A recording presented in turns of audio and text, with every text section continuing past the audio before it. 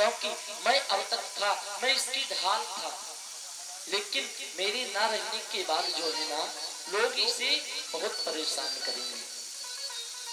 कहा तू अपनी भाभी की रक्षा करना। रतन सिंह ने कहा ठीक है भैया, जैसे अपनी यहाँ की जो कुल देवी है, कुल माता है, जिनका नाम है अपनी राजस्थान के अपने घराने की जो कुल देवी है, जिनका नाम है बाण माता। क्या नाम है? बाण माता। जितनी सेवा मैं उनकी करता हूँ, उससे ज्यादा सेवा अपनी भाभी माँ की करूंगा। कहा और उनके हर एक आदेश का मैं पालन करूंगा। भाभी माँ जो कहेगी मैं उसी बात को स्वीकार करूंगा। अब क्या हुआ? आज भोजराज ने क्या किया? रतन सिंह को पकड़ा और पकड़ करके गले लगा लिया, और गले लगाया तो क्या हुआ? समय बीता। उसी रात्रि ब्रह्म मुहूर्त की वेला आई, और ब्रह्म मुहूर्त की वेला में भोजराज के प्राण निकल गए। भोजराज का देहांत हो गया। भोजराज इस संसार को छोड़ करके हमेशा हमेशा के लिए चले गए। अब आप विचार करो। उसके बाद एक नदी है जिसका नाम है गंभीरी। क्या नाम है? गंभीरी नदी पर भोजराज का अंतिम संस्कार हुआ, और अंतिम संस्कार होने के बाद एक दिन मीरा रोई। मीरा एक दिन रोई, दूसरे दिन मीरा फिर गाने बैठ गई। अब विचार करो। और जब मीरा भजन गाने बैठी तो धीरे धीरे अब 12 दिन बीत गए। 12 दिन बीती। जब 13वां दिन आया तो महिलाओं ने विचार किया। महल की जितनी महिलाएं थी सबने कहा कि मीरा को बुला के लाओ, मीरा का जो सुहाग होता है वो सुहाग उतारना है। मीरा की मांग में जो सिंदूर है उसको धुलना है, हाथ की चूड़ियां तोड़नी। सारी महिलाएं गए दौड़ करके, सब मीरा को पकड़ने लगी। उसी बीच में क्या हुआ? उसी बीच में रतन सिंह आ गए। अच्छा, इस बात की खबर राणा सांगा को भी मिली। राणा सांगा आई, और जब राणा सांगा आई तो तब क्या हुआ? तब रतन सिंह भी आए।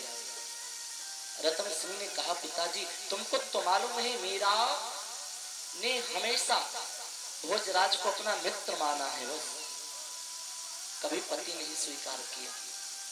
फिर मीरा कहती है मेरा पति मरने वाला नहीं, मेरा पति तो अजर अमर है, वो कभी मरता नहीं।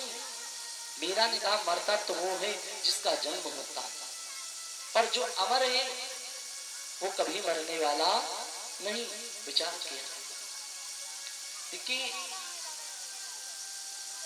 रामकृष्ण परमहंस जो कलकत्ता के दक्षिण मुखी काली मंदिर के महंत थे, रामकृष्ण परमहंस, जिनके साथ माँ काली साथ में बैठ करके बात करती थी। रामकृष्ण परमहंस का जब देहांत हुआ, जब ये शरीर छूटा, तब माँ शारदा मैया ने खूब बढ़िया सुंदर श्रृंगार किया। उनकी पत्नी का नाम था शारदा। शारदा मैया ने जब श्रृंगार किया तो किसी ने पूछा कि आपकी स्वामी का तो स्वर्गवास हो गया, आपने श्रृंगार किया। शारदा मैया ने कहा संत कभी मरते नहीं, जानो संत अनंत समाना, संत कभी मरते मरते नहीं। अब विचार किया। अब रतन सिंह ने सबको समझाया, और सबको समझा करके सारी नारी समाज को वहां से भगा दिया। और जब सबको भगाया, भगाने के बाद किसी घटना के बाद अब तो प्रपंच मानो बवंडर का रूप लेकर के बढ़ गया। प्रपंच और तेज हो गया, और जब प्रपंच तेज हुआ, तेज होने के बाद में अब चारों ओर से क्या हुआ? उसी समय इधर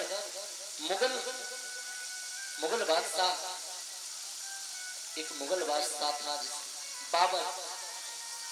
बाबर जो है ना, उसने हिंदुस्तान पर अपनी जो है ना गिद्ध की तरह से आंखें गड़ा के रखी थी।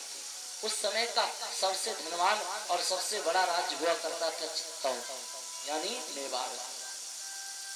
उसने विचार किया कि अगर मैं सीधे चित्तौड़ पर अटैक करता हूं तो मेरा वहां पर राज्य हो जाएगा। अब क्या हुआ, सबको मालूम हुआ कि बाबर ने चित्तौड़ पर चढ़ाई करने का प्रयास कर रहा है। इधर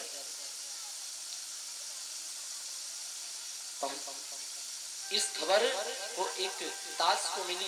दास आया राणा सांगा के पास, और राणा सांगा के पास आया और आकर के कहा कि बाबर चित्तौड़ पर राज्य करना चाहता है, उसने अटैक कर दिया है, आप अपनी सारी सेना लेकर के चलो। अब राणा सांगा सारी सेना लेकर के पहुंच गए आगरा के बगल में वही स्थान जिसका नाम है खानवा। खानवा पहुंचे और युद्ध शुरू हुआ। लग रहा था धीरे धीरे बाबर परास्त हो जाएगा। इसी बीच राणा सांगा को एक बाण आकर के लगा, और जब बाण आकर के लगा तो क्या किया, सरदारों ने राणा सांगा को उठाया और लेकर के गए जयपुर के पास गांव है जिसका नाम है बांसवा। क्या नाम है? बांसवा।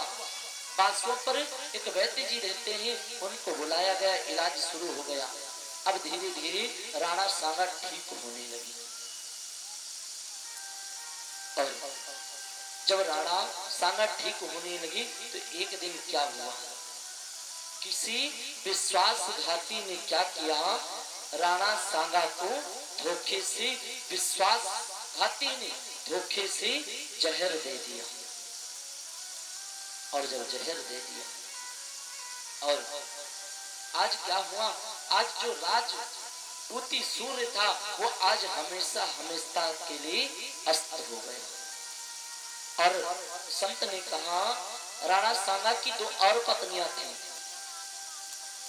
दो और पत्नियां थी। एक का नाम था धनाबाई और दूसरी का नाम था कर्मावती।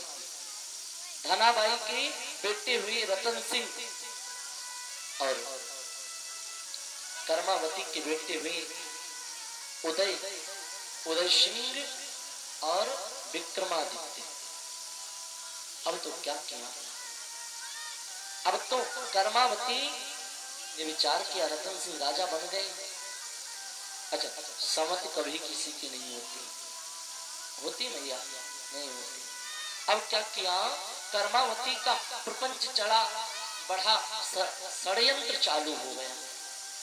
और जब षड्यंत्र चालू हुआ और होने के बाद में क्या किया, आज षड्यंत्र बढ़ा तो क्या किया, धोखे से रतन सिंह को मरवा दिया गया। और जब धोखे से रतन सिंह को मरवाया गया, अब तो क्या हुआ,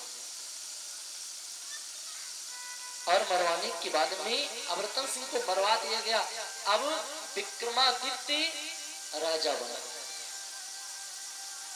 और मीरा को इसी ने बहुत परेशान किया। अब विक्रमादित्य जब राजा बना तो उसने क्या किया, मीरा के ननद यानी उदा को बुलाया। किसको बुलाया? उदा को। मीरा की ननद का नाम है उदा। उदा को बुलाया और कहा, जाओ जाकर के अब मीरा से कह दो कि जो अब महल में भजन कीर्तन सत्संग सब बंद करो। अब तो गद्दी पर विक्रमादित्य बैठा हुआ है, अब विचार करना। गोस्वामी जी ने कहा था, लंका निश्चर निकर निवासा और यहाँ कहा सज्जन कर वासा। अब उदा आई, कहा भाभी, अब जो भजन सत्संग करती हो, गुणगान करती हो, मंदिर जाती हो, भजन गाती हो, अब ये सब बंद कर दो। अब तुमको नहीं मालूम है, राणा विक्रमादित्य बैठा है कुर्सी पर और वो बहुत दुष्ट है, वो तुम्हें छोड़ेगा नहीं। मीरा ने